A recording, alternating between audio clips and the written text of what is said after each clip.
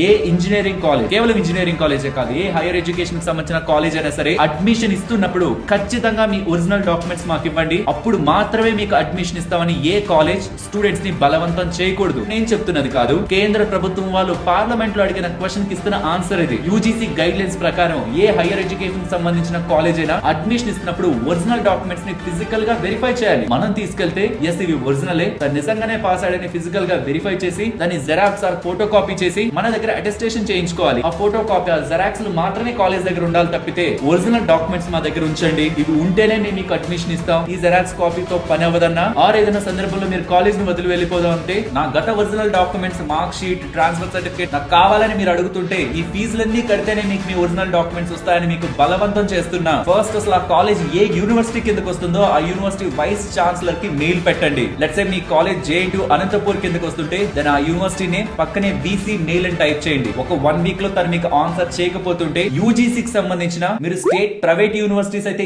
Email and private colleges అయితే email కి ఇలా ఈ పర్టికులర్ కాలేజ్ వాళ్ళు నా ఒరిజినల్ డాక్యుమెంట్స్ పెట్టుకొని నాకు ఇవ్వట్లేదని మీరు మెయిల్ పెడితే దెన్ వాళ్ళు త్రూ కాలేజెస్ కి అఫీషియల్ గా కాంటాక్ట్ అయ్యి మీ డాక్యుమెంట్స్ మీకు ఇప్పించే ప్రయత్నం చేస్తారు. ఆ కాలేజ్ మీద కూడా డిసిప్లినరీ యాక్షన్ వాళ్ళు తీసుకోవడం జరుగుతుంది. ఇది పిల్లల నుండి చదివిస్తున్న ప్రతి ఒక్క తల్లిదండ్రులకి తెలియాలి. ఇటువంటి యూస్ఫుల్ కంటెంట్ ఛానల్లో వస్తూ ఉంటుంది కాబట్టి మీరు అలా వెళ్లే ముందు ఛానల్ ని సబ్స్క్రైబ్ చేయొచ్చు కదా.